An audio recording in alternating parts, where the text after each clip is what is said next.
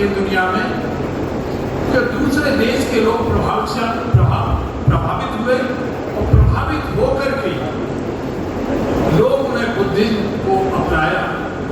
उन्होंने उस धर्म की, बुद्धिज्म की परख की। जैसे डॉक्टर लोग माइक्रोस्कोप से बीमारी को देखते हैं, उसी से तरह से लोगों ने बुद्ध धर्म की अच्छाइयों को गहन तरह से देखा, परखा और पहचाना कि ये सबसे अच्छा धर्म है। और सिर्फ लोग ही नहीं, वहां के उस देश के, विदेशों के, उस देश के राजा लोग प्रभावित हुए और उन्होंने बुद्ध धर्म की दीक्षा ली। आप जानते हैं जिस देश का राजा बुद्धिस्ट हो, जो उसका कैसा परिवर्तन हुआ उस देश में आप देख सकते हैं। दुनिया में जो देश हैं, अभी वरुण साहब बता रहे थे कि दुनिया में बुद्धिज्म जो हमारे इस्लाम और क्रिश्चियनिटी, इस्लाम के बाद तीसरे स्थान पर आता है। और जो मेजर कंट्रीज हैं जिनमें बुद्धिज्म प्रचलित है, जैसे चाइना है, जापान है, श्रीलंका है, सिंगापुर है, और आपके देखिए लाओस है, आपके विभिन्न नेपाल है, तिब्बत है, वियतनाम है, बहुत सारे देश हैं जो आपने बताया था। उन देशों में कितनी खुशहाली है, क्योंकि समता, हम सब लोग अपने को समान समझते हैं। आप जिस देश में जाइए उनसे पूछेंगे तो कहेंगे कि हम आप कौन हैं, तो बताएंगे कि हम जापानीज हैं, हम चाइनीज हैं। यहाँ पर अगर पूछेंगे तो आप कौन हैं, इसका मतलब उनका संदेश है कि आप किस जाति से हैं। जो गौतम साहब बता रहे थे, वाकई में बिल्कुल सच है। चीन में बुद्धिज्म को फैलाने का श्रेय जाता है, जैसे हमने किताबों में पढ़ा है, हुएनसांग को। हुएनसांग एक चीनी यात्री था। आपको पता है कि भारत एक सोने की चिड़िया थी। इस लोग देश विदेश से व्यापार करने आते थे और व्यापार के साथ साथ यहाँ की संस्कृति से बहुत ज्यादा प्रभावित थे। ये चीज हुएनसांग ने देखी, बहुत प्रभावित हुए और प्रभावित होने के बाद उन्होंने प्रतिज्ञा की कि मैं इंडिया जाऊंगा, इंडिया जाकर के बुद्धिज्म के बारे में समझूंगा। और बहुत सारा रोकथाम के बाद भी पहले जाने के लिए प्रतिबंध था, पर उन्होंने नहीं माना, सबसे मतलब परमिशन ली। लोग जगह जगह पर राजाओं ने उनको मना किया, अगर आप जाएंगे बहुत सारी मुसीबतें आएंगी। आज जैसा नहीं है कि आप तुरंत पहुंच जाएंगे, आप घोड़े से जाएंगे और आप बीच में रास्ते में आपको नदियां मिलेंगी, सागर मिलेंगे और रेगिस्तान मिलेगा, लुटेरे मिलेंगे। तो ये सब मिलने के बाद आपको बहुत मुश्किल है, पर हुएनसांग ने नहीं माना। और मानने के बाद वो इंडिया में कश्मीर के माध्यम से घुसे और घुसने के बाद बहुत प्रसन्न हुए वहाँ की खुशहाली को देखकर। वहाँ पर पहाड़ थे, सुंदरता थी, और उन्होंने 2 साल का समय बिताया। वहाँ का सारे जो ग्रंथ थे हमारे बुद्धिज्म के, उनका अध्ययन किया। वहाँ से होते हुए जलंधर आए और आपके कुल्लू आए, कुल्लू से होते हुए अब पहाड़ों पर जहाँ पर घूम सकते थे, जहाँ पर भी गौतम बुद्ध ने उपदेश दिए, उन्हीं सभी जगह पर उन्होंने भ्रमण किया। जैसे आप देखेंगे कि कन्नौज में संकिसा है, आप मथुरा है, आपका कपिलवस्तु है, श्रावस्ती है, और कहने के इसके बाद में बोध गया जहाँ ज्ञान का केंद्र, और आपके देखें अल्टीमेटली वो नालंदा, अन्य जगह पर घूमते नालंदा विश्वविद्यालय में बहुत प्रभावित हुए। नालंदा विश्वविद्यालय में बहुत प्रभावित हुए और वहाँ पर देखा कि इस उच्च कोटि की शिक्षा भिक्षु लोग देते हैं, बहुत ज्ञानी भिक्षु लोग थे और हर विषय में ज्ञान था। उन्होंने उनके साथ डिबेट किए, उनका सारी जो लिपि थी उनको बारे में ज्ञान प्रदान किया और बताया। यहाँ तक कि वहाँ पर उस प्रभावशाली होने के बाद बहुत सारे उन्होंने ग्रंथ इकट्ठे इकट्ठे किए, सारा स्टडी मटेरियल इकट्ठा किया और अल्टीमेटली सबका धन्यवाद करते हुए वो आसाम के जरिए वो वापस चले गए। उनका श्रेय ये रहा कि उन्होंने चाइना में सभी को प्रभावित किया, राजाओं को, और यहाँ पर चाइना में वो दिल फैली। अब दूसरा देश जहाँ पर मैं काफ़ी प्रभावित रहा, मैं जापान में पढ़ा, PhD किया। जाते समय मैं 98-99 में करीब आप जो 25-26 साल पहले जापान गया था। इससे पहले एक बार और गया था। तो जाने का PhD करते समय वहाँ पर विजिटिंग प्रोफेसर था। उसी समय मेरे जो प्रोफेसर साहब थे जिनके अंदर PhD कर रहा था, बहुत बड़े साइंटिस्ट थे, वो दुनिया में उनका नाम था। उन्होंने बहुत खुश हुए कि आपका देश बहुत बड़ा देश है, हम आपके देश की बहुत इज्जत करते हैं क्योंकि आपके देश ने हमको बुद्धिज्म दिया है। तो हम कुछ, उन्होंने मुझे अपने जो फैकल्टी थी उसके साथ में कुछ बुद्धिस्ट टेम्पल देखने के लिए कहा।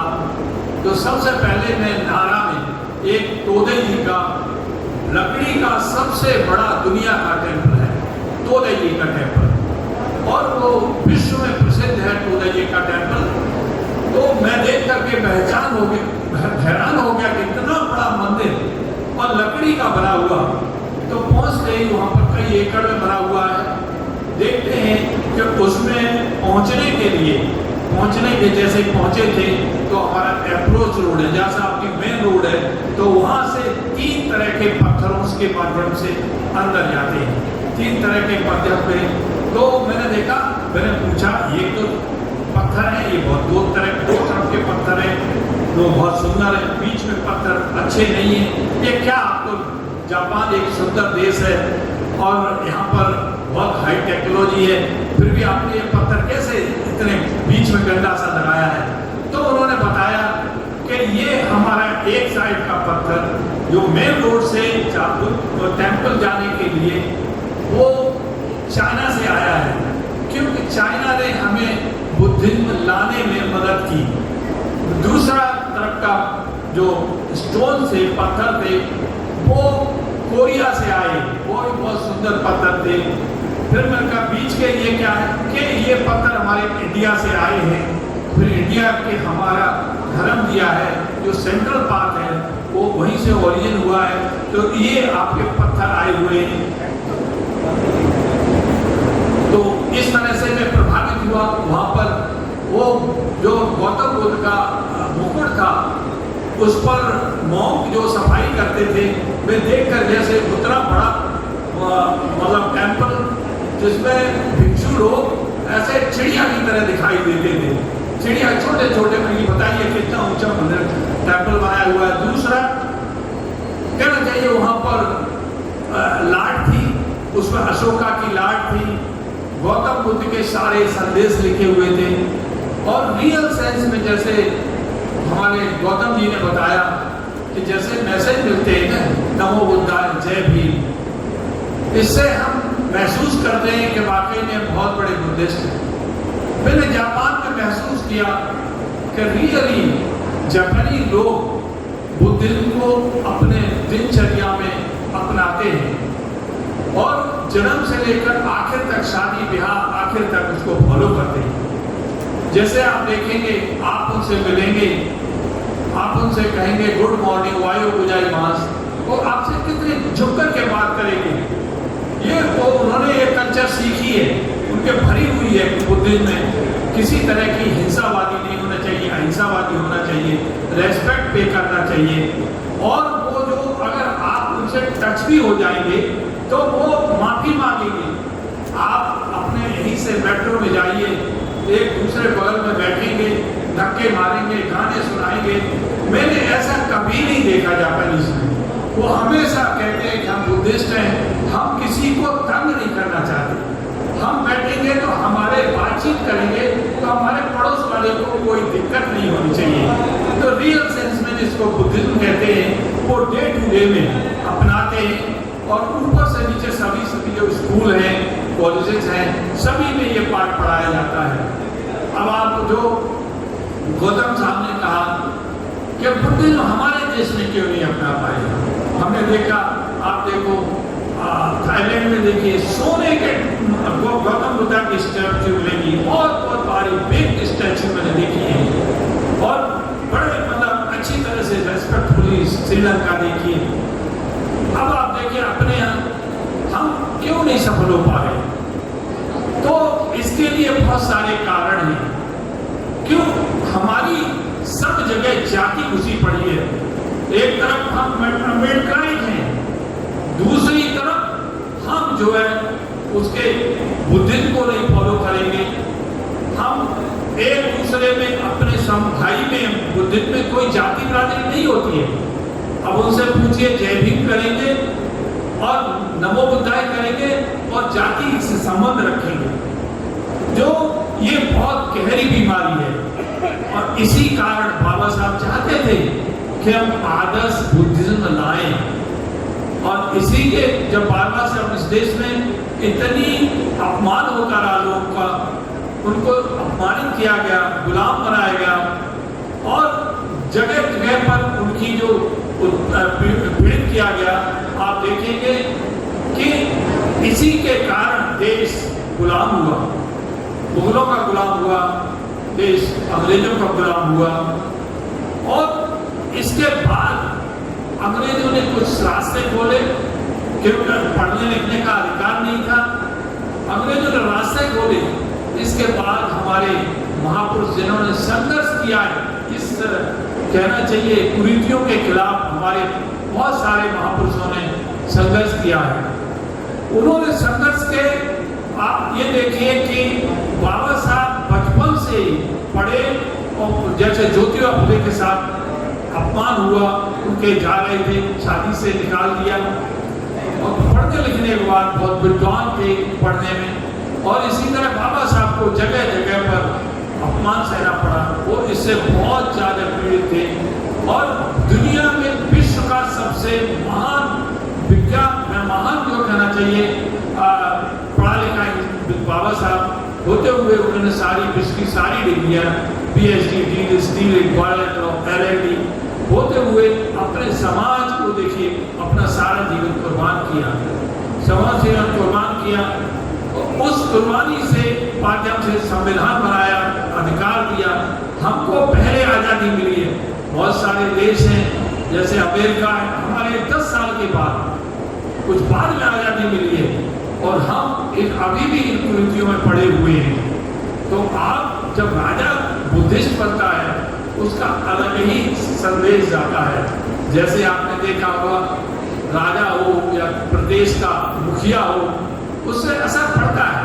आप देख सकते हैं, आप जाएंगे उत्तर प्रदेश में, आपको घुसते ही पता लग जाएगा कि गौतम बुद्ध की मूर्ति लगी है, आपको पता लगेगा ये गौतम बुद्ध नगर है, आपको पता लगेगा यहाँ पर दुनिया भारत की नहीं बल्कि बहुत बढ़िया यूनिवर्सिटी गौतम बुद्ध यूनिवर्सिटी बनी है। और आप देखेंगे वहाँ पर इंटरनेशनल बुद्ध सर्किट है, जिसमें रेस वगैरह होती है। यहाँ पर देखिए कुछ जिलों के नाम बनाए गए, बदल दिए, जैसे महामाया नगर का हमारा एक मेडिकल कॉलेज रखा है, महामाया मेडिकल कॉलेज, इसी के साथ साथ पंचशील डिस्ट्रिक्ट का। तो ये मतलब हमारा जब तक राजा नहीं होगा तब तक आप ये नहीं सोच सकते। हमेशा याद रखिए कि जो भेड़ बकरी का राजा कसाई नहीं हो सकता है। हमारा सबने उत्पीड़न किया है हमारे, तो ये सब ऐसी समस्याएं हैं। अब ये बाबा साहब चाहते थे अच्छी तरह से हमारा आदर्श बुद्धिज्म हो, ऐसे स्टैंडर्ड्स के मॉन्क हो, जिससे हम प्रभावित हो करके, जैसे गौतम बुद्ध से प्रभावित हो करके दुनिया में कहना चाहिए एशियन कंट्रीज में बुद्धिज्म गया, पर हम यहाँ से ओरिजिनेट हुआ और हम अपने देश में इसके लिए मनुवादी लोग भी जिम्मेदार है, मनुवादी मीडिया भी जिम्मेदार है। और इसका ये भी है कि हम इकट्ठे नहीं बैठ सकते, हम एक साथ हम रहते हैं, चाहे मैं जमपुरा में रहता हूँ, इकट्ठे नहीं होना चाहेंगे। हम यमुना विहार है, या कितने लोग रहते हैं, गोकुलपुरी है, बहुत सारे लोग रहते हैं। हमने ये नहीं सीख पाए, संगठित नहीं हो पाए, शिक्षित हो गए, पर अपने में ही एक हम अलग व्यक्तित्व हैं। तो ये बहुत बड़ी समस्या है हमारे सामने। और दूसरे हम एक तरफ भाई, दूसरे तरफ भी है हम भिक्षु का भी देखते हैं कि भिक्षु हमने नहीं देखा कि हम कभी बुलाते हैं, हमारे कोई कार्यक्रम होते तभी भिक्षु पूछते डॉक्टर साहब आप आए हो, आज तो भिक्षु आ गए, या कोई नहीं आते जाते। तो भिक्षुओं को आपके जो कहना चाहिए राइट प्लेसेस पर, जहाँ पर का कंफर्ट जोन है वहीं रहना चाहते हैं। और भिक्षुओं की कमी भी है, मैं मानता हूँ कि जैसे बताया कि भाई बाबा साहब ने जिस समय बुद्ध ग्रहण किया था विजयदशमी 1956 में 5 लाख थे। तो आप बताइए अब बढ़ोतरी क्यों नहीं हुई? तो ये एक विचार का विषय है और हमारे सभी जो गुरु हैं उनको भी सीखना चाहिए और हम लोगों का भी कर्तव्य बनता है कि हम इसमें बढ़ चढ़ के हिस्सा लें, आगे बढ़कर आए, तभी ये संभव हो सकता है कि हमारा ये देश है खुशहाली। मनुवादी लोग नहीं चाहेंगे कि आप एक समतावादी समानता के साथ रह सकें और अपने एक संपन्न देश बना सकें, क्योंकि देखिए आप जिन जिन कंट्रीज में बुद्धिज्म गया है वो दुनिया के कुछ शिखर पर है, डेवलप्ड कंट्री है।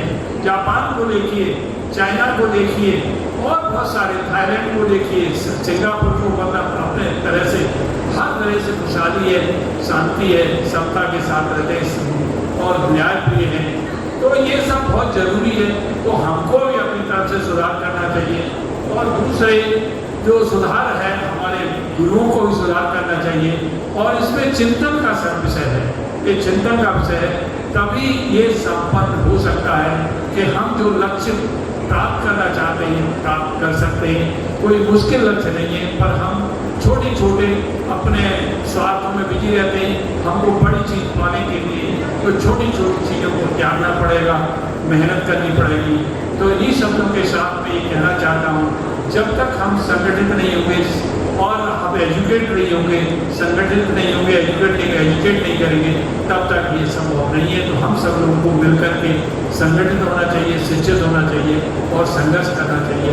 इसी के साथ मैं सभी को धन्यवाद देता हूँ सुनने के लिए और नमो बुद्धाय, जय हिंद, थैंक यू। आज हम आपके लिए लेकर आए हैं बहुजन समाज की एक ऐसी किताब, कहीं हम भूल ना जाएं, एक ऐसी ऐतिहासिक किताब है जिसके अंदर आपको ऑडियो वीडियो देखने को मिलना है। ये पहली बहुजन समाज की ऐतिहासिक किताब है जिसके अंदर आप वीडियो भी देख सकते हैं। अब किताब के अंदर कैसे वीडियो देख सकते हैं ये मैं आपको पहले दिखा दूं। आइए तो हम देखते हैं। सबसे पहले आपने करना ये काम है कि किसी भी पेज पर मोबाइल द्वारा आप गूगल पे जाएंगे और गूगल पे जाने के बाद आपको कैमरे का निशान नजर आता है। इस कैमरे पे आप क्लिक करेंगे तो ये QR कोड को स्कैन कर लेगा। स्कैन करने के बाद यहाँ पर आप देखेंगे ये लिंक आ गया। आप जैसे लिंक पर क्लिक करेंगे आपकी वीडियो चालू हो जाएगी, यानी कि आपको एक सटीक जानकारी मिलने वाली है, एक ऑथेंटिक जानकारी मिलने वाली है। बहुजन समाज की पहली ऐतिहासिक किताब है जिसके अंदर आपको तमाम महापुरुषों की जानकारी मिलने वाली है। आप इस किताब में देख पाएंगे तथागत सम्यक बुद्ध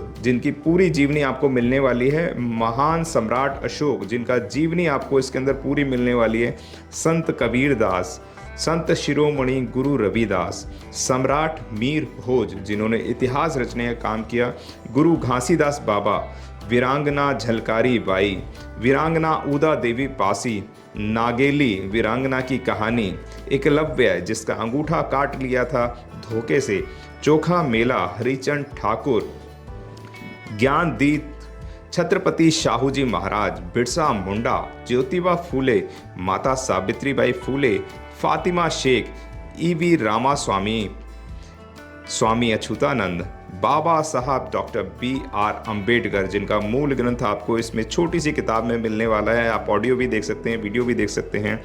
माता रमाबाई, मोतिया रावण कंगाली, सरदार उधम सिंह, ललई सिंह यादव, दशरथ मांझी, शिव दयाल सिंह चौरसिया, कपूरी ठाकुर, भवरी देवी, मान्यवर काशीराम साहब जिन्होंने इतिहास को दोबारा दोहराने का काम किया था, वीरांगना फूलन देवी, बहन कुमारी मायावती, संकल्प भूमि और पूना पैक्ट। बहुजन समाज का एक मूल ग्रंथ यह आपके पास आ गया है और आप इसको बिल्कुल भी देरी ना करें। तो साथियों, अगर आप ये किताब मंगाना चाहते हैं तो डिस्क्रिप्शन बॉक्स में जो आप नंबर देख रहे हैं इस नंबर पर आप हमें अपना ऑर्डर बुक करा सकते हैं। कितनी किताब आपको चाहिए